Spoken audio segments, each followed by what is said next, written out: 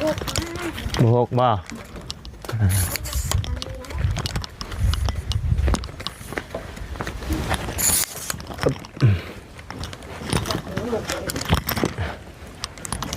นี่แหละเตียงหน้าเพื่อนงามบ่อยากได้อยู่บ่แบบนี้เอาบ่แบบนี้เอาเนาะมันเป็นเตียงหน้าได้นี่นะ มี2 ห้องแม่น2 ห้องที่ได้หัวแต่ห้องเจ้าเลยมันมันหัวแห้งอยู่บ่แห้งอยู่จนเปียกไปเลยนอกกันมื้อน่ะเนาะเพิ่นจนหนังลูกหนังมันเปียกมือเพิ่นตกแห้งกันบ่บ่ห้องอ้ายบ่นอกตันครับ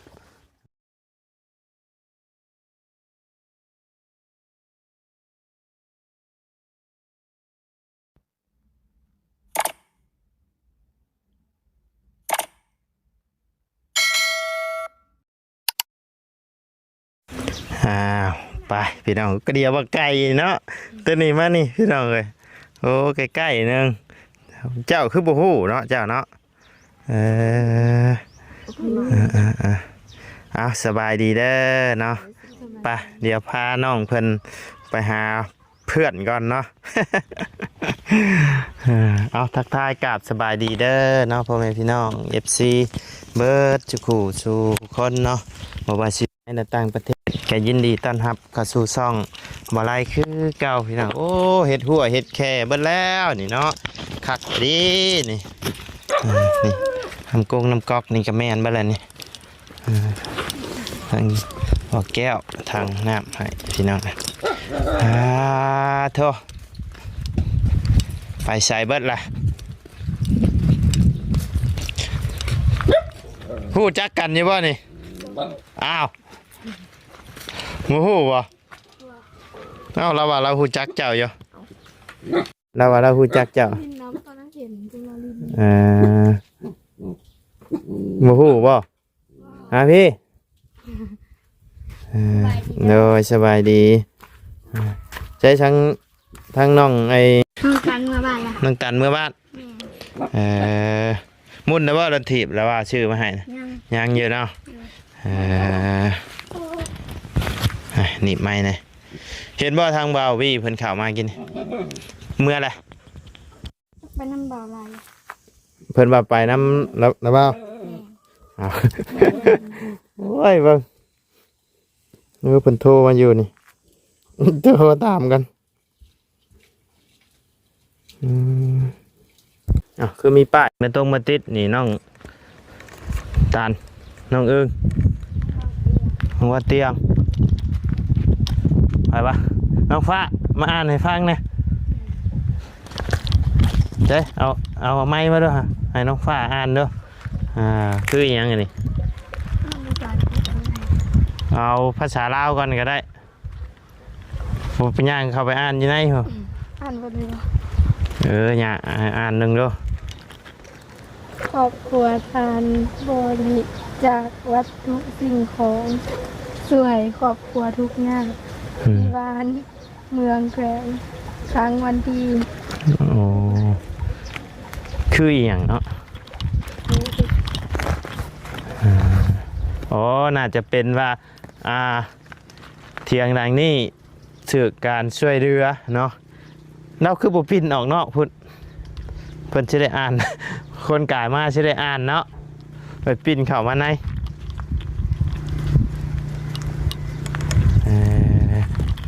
เอาเนาะเป็นอะไร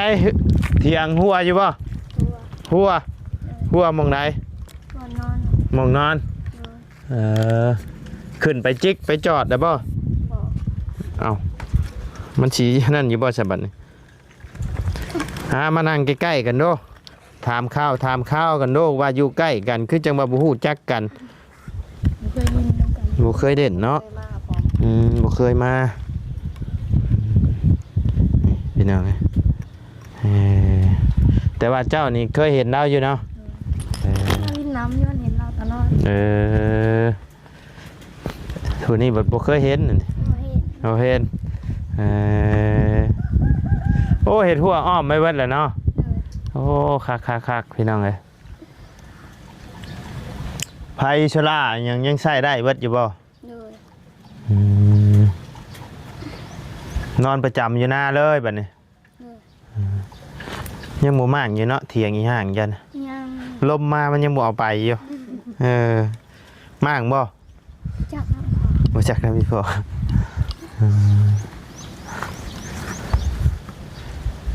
มันลมกะนี่พากันจัดยังเดืออยู่เอาเข้าไปปิดใช้ เลย คักแล้วบัดนี้พ่อกับแม่ไปใช้ค่ะ เมื่อบ้าน เมื่อบ้าน แม่ เมื่อยังนะ มาไทยนาบ้านก้า ไทยนาบ้านกะ เลย โอ้เอาคืออยู่นี่เจ้าบ่ได้มีให้นาเฮ็ดบ่ พูดอยู่บ่โดด อ๋อนี่คือมาพักซื่อๆเนาะ แมนยังไม่ได้คืน เอ นั่ง อ คนยังไม่จบ เออ แม่นอน พอดีว่าอ้ายมาถ่ายน้องๆเพิ่น2คนนี่อยู่บ้านน่ารักนี่ อันนี้ คนบ้านน่ารักเลยนี่ เลย บ่ฮู้บ่ บอก เว้ยบ่เป็นคนบ้านเดียวกันบ่จ้ะบ่บ่ว่าเจ้าบ้านได้เจ้า มาดูนางงาม วันดุงนางงาม จะฮู้อยู่ว่าวันดุงนางงามบ่ฮู้บ้านน่ารักใช่ป่ะจะเข้าไปเฮือนประตูพ่อเฒ่าเจ้าอยู่งงบาดนี่ เขาไปซื้อมาเห็น เข้าไปชื่อจะชื่อบ่ เลย อ๋อพี่เราอยู่ฝั่งนี่เดี๋ยวอยู่ฝั่งทางนี้ บ้านน่ารัก แม่นบ่บ้านน่ารัก ดูบ้าง นั่นละ เจ้าก็ถามกันเบิ่งแหละ บ้านน่ารัก มันก็บอกไปทันที น่ารักตรงนี้บ่ได้ไปแถววันน่ารัก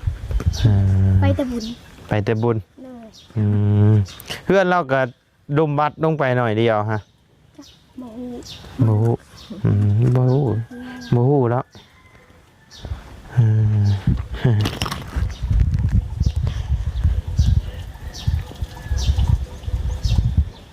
เป็นยังไงบ่ได้ไปเข้าโรงเรียนเลยบ่ บ่ ปีหน้าพุ่นแล้วเนาะจักสิเข้าหรือบ่เบิ่งนี่อยากเข้าอยู่บ่ เขา เข้าอยู่เนาะจื้อแล้วว่าอยู่บ่ยังจื้ออยู่บ่ เลย คือเดี๋ยวว่าลืมกันเลย เราไล่ เดี๋ยวว่าลืมเลยยังจื้ออยู่เนาะ เลย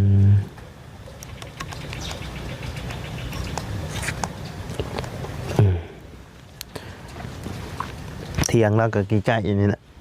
ชงหิวหูจักกันแท้สิจ๊ะ เสียง ฮะ ไม่ใช่ลุงข้างหน้ากองเกียงนะ ท่านเลย ใช่ป่ะหน้าใกล้กันหูจักกันโอ้ยยังไงนี่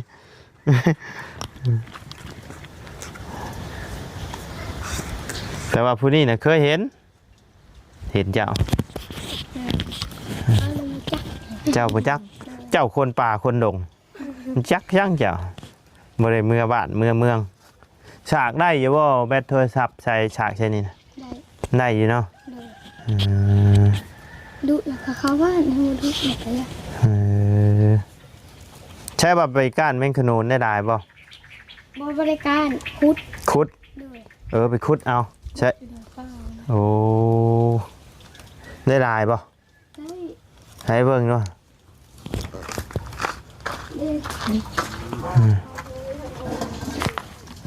เอาได้พลังเอาอะไร โอ้ใช่เป็นขนูนมีแต่ไม่กี่รอเว้ย ได้แมงขนม ไปกู้เท่าแสน เจ้าก็เคยไปบ่ ผู้คืนเลยโคน บ่ กินคนเดียว เมื่อคืนนี่ก็ขัวอันนี้ เลย ไปก้านนะบ่ขุดไผไปขุด แม่ อืมโอ้คักแล้วมีไข่ ปลาอีกเดี๋ยว ไปจังมุงไปแต่เช้าเนาะ มานัดเอาเจ้า มื้ออื่นออกมาหน้าบ่เคเดี๋ยวสิออกมากินน้ำเด้อ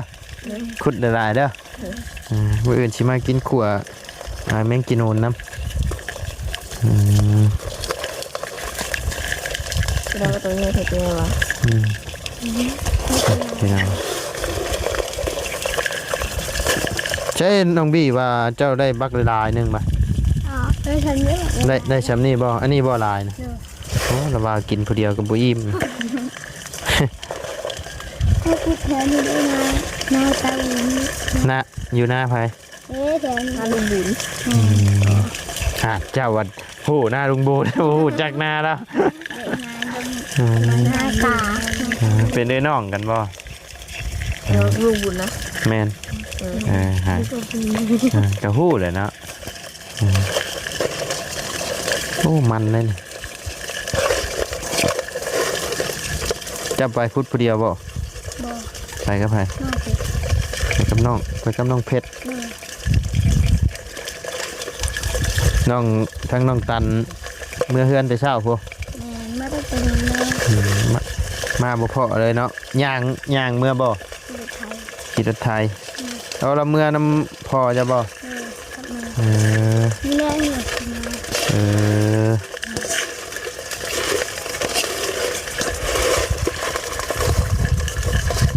เจ้าคือเห็นหมูเจ้าได้ลูก แม่ ได้อีกตัว ได้หุบได้เจ็ดตัว เจ็ดตัว แม่มันเต่งตาย แม่ แบ่งให้แต่ว่าเมื่อเดี้ยงไงเด้อ เลย จะคกตัว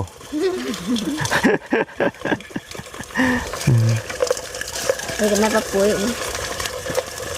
ฮะ นี่กันแม่ปลาปุ้ย ฮู้เนาะแต่ว่าบ่ฮู้นี้ นี่ก็ได้น้องกัน เออเออ ตั้งใจกันดิ ติดอันเทิงหัวเฮือนนะ เดี๋ยว ที่เราเป็นนายบ้านนะ เดี๋ยว อืม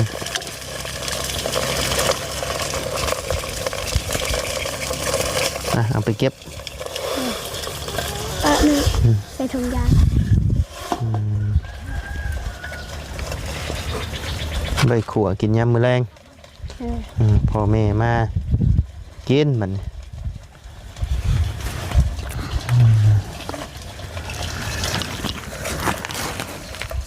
ขึ้นไปเบิ่งบ่เฮือนงามแล้วไปเบิ่งบ่จักว่าหกอยู่ไปจักบ่ ว้า บ่หกบ่ใช้พาขึ้นไปเบิ่งเด้อไปไปขึ้นเบิ่งเด้อ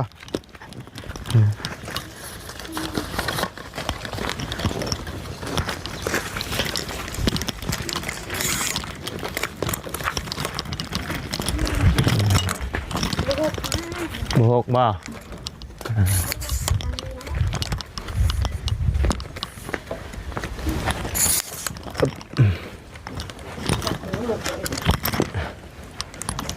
นี่แหละเตียงหน้าเพื่อนงามบ่ งาม อยากได้อยู่บ่แบบนี้ เอาบ่แบบนี้ เหนื่อย เอาเนาะ ได้อยู่ มันเป็นเถียงหน้าเด้นี่นะ มีสองห้อง แม่นสองห้องที่แรกอ้ายว่าสิกั้นให้เพิ่นเบิดเลยแต่ว่ามันเบิ่งนี่คือจังว่ามันหอมหั้นนะก็เลยว่าเอ้าปล่อยโล่งได้กั้นให้แต่ทางน้องเพิ่นนี้ให้พ่อกับแม่นอนอยู่นี้ว่ะตัวนี้ปิ่นดม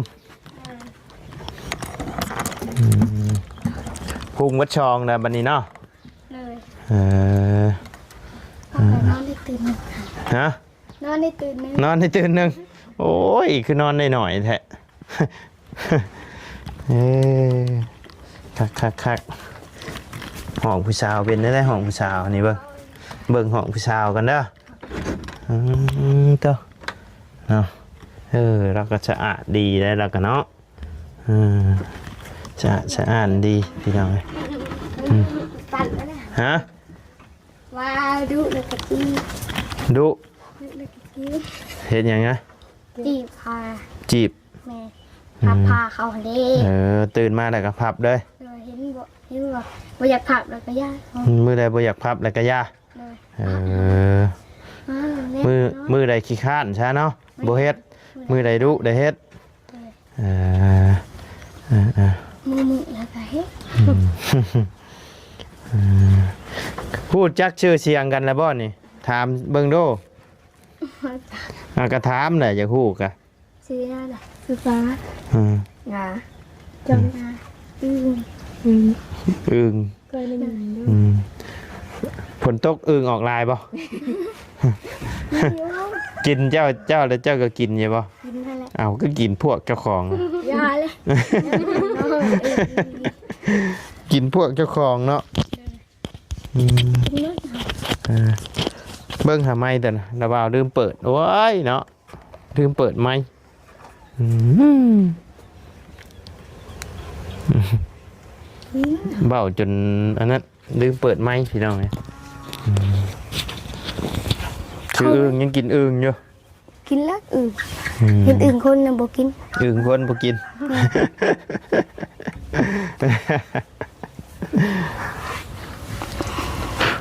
โอ้หมอดเริ่มเจาะแล้วเสาจัน เลย ไปลงดุมผูมันฮอด ทุกคนอยากตกเนาะมา โอ้ยฝนจิตกเลยนี่ทางบาบี้เพิ่นชื่อยังมาให้ ไข่แล้วก็ ชื่อไข่ มี ชื่อไข่ก็มี แม่นกับปึ้ม กระปึ๊บ สาว คนบริเฮียนก็ชื่อปึ๊บมาให้เนาะ เลย เว้ย เอาแม่น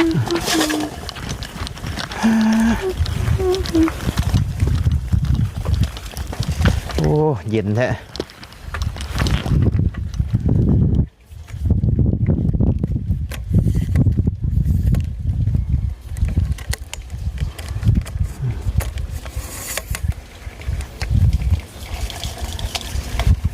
ตั้งแต่ละว่าว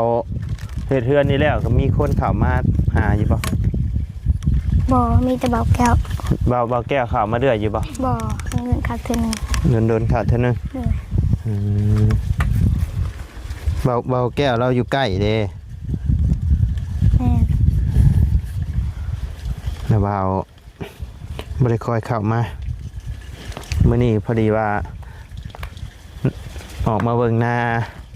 น้องงากับน้องฟ้าเพิ่นก็เลยแบะมาหาน้องตันน้องอึ้งก่อนมาอ่ากินข้าวแล้วบ่ กินแล้ว ได้ยังกิน เป็นขนม แมงขนน แม่น โหแสดงว่ามันเดือกินจะบ่น บ่แม่นบ่แม่นขนมนั่นแหละเด้แต่ว่าพูด แมงขนนยัง เมื่อวานนี่กินบ่หมดผู้เดียว กินบ่เบิด เลย เอ้าพ่อกับแม่บ่ได้มานอนนี่บ่จะคืนนี่เจ้านอนอยู่นี่ผู้เดียว กับน้องเพชร2คน ก็เดียว กิ ว่าน บ่ เจ้า หมดผู้เดียว ก็เดียวว่าเจ้านอนอยู่นี่ผู้เดียว บ่ บ่ย่านผีบ่ บ่อยาก บ่ย่าน บ่เห็นว่ามัน อืม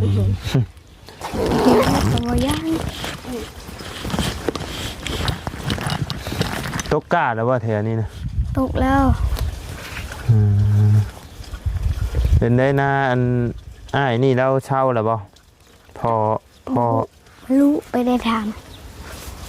เราก็ยังอยู่อยู่บ่เดี๋ยวนี้ อยู่ เราเฮ็ดเบียกเฮ็ดงานได้แล้วบ่ ได้กับน้ำเด็กน้ำน้อยนั่นแหละ อืม เฮ็ดหนักมันก็เจ็บ เฮ็ดหนักก็เจ็บคือเก่าเนาะ โดย มันหัวลายว่าเที่ยงยันนี่ อ้อหัวแต่ห้องวุ่น หัวแต่ห้องเจ้า โดยมันหัว แห้งอยู่บ่ แห้งอยู่จนเปียก จนเปียกไปเลย โดยนอกตันมื้อน่ะเนาะเพิ่นจนหนังลูกหนังมันเปียก มือฝนตกแห้งกันบ่ โดย บ่ห้องอ้ายบ่น้องตันครับกันเพิ่นอยู่แล้วก็เสียงเจ้าอันนี้ผู้นี้เว้าบ่เก่งปานใดผู้นี้พี่น้องเอ้ยกันผู้นั้นน่ะโอ้สุดยอด เจ้าชู้เราบ่ได้ดอกสิเจ้าอันนี้ยังขี้อายโยอันนี้ยังบ่ทันดึงพี่น้องเอ้ยเดี๋ยวจักหน่อยเพิ่นก็ดึงดอก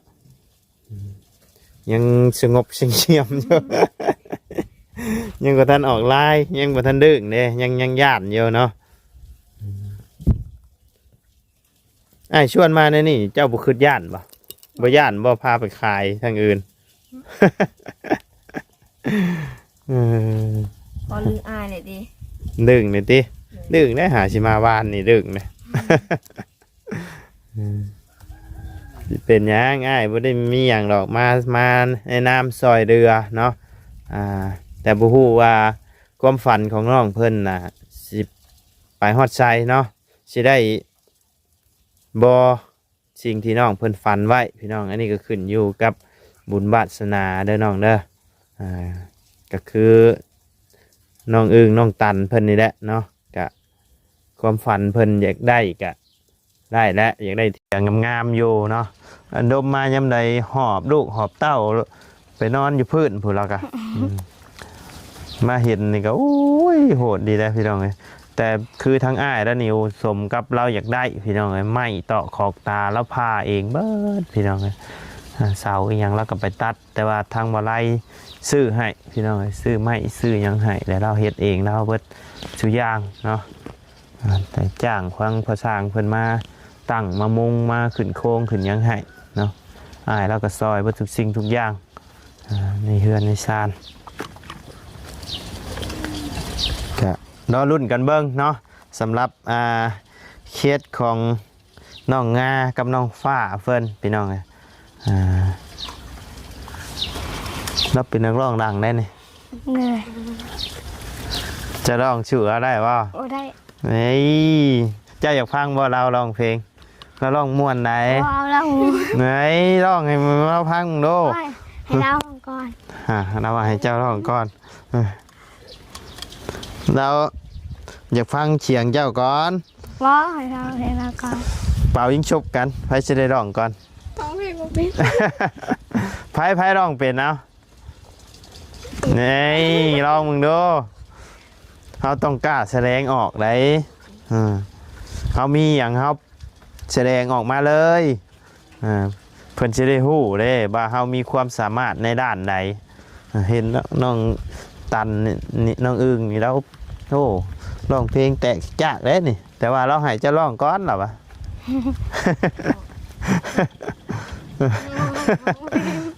เอาร้องมึงดูเพลงน่ะ20,000ไป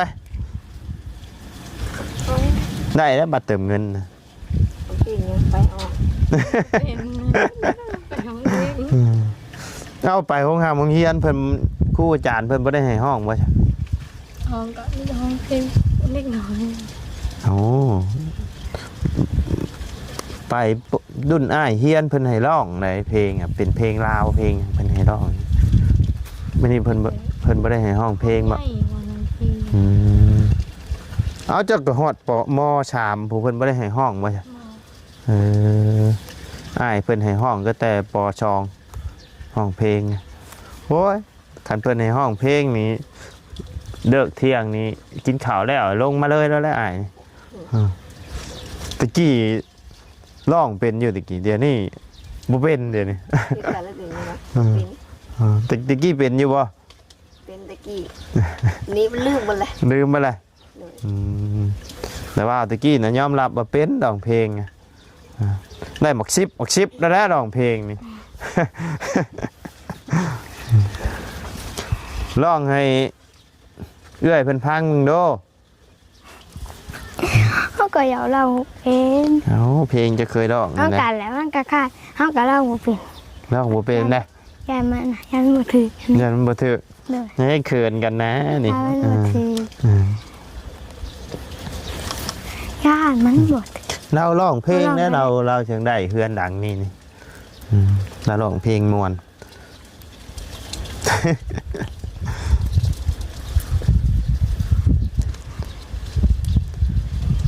เอาแล้วไหม ไปแล้วลองก่อน ให้เราลองก่อน เลย บกล้าได้เขาเบิ่งไอ้คนอยากอายคาเมนโยกับอ้ายสองคนนี่ร้องได้นี่นะแต่ว่าเพิ่นนี่อาจจะเขินเจ้าอยู่ หัวอายคนเดียวกัน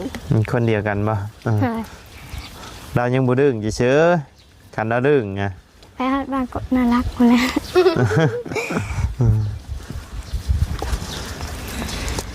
โอเคซะเนาะนี่แต่ว่า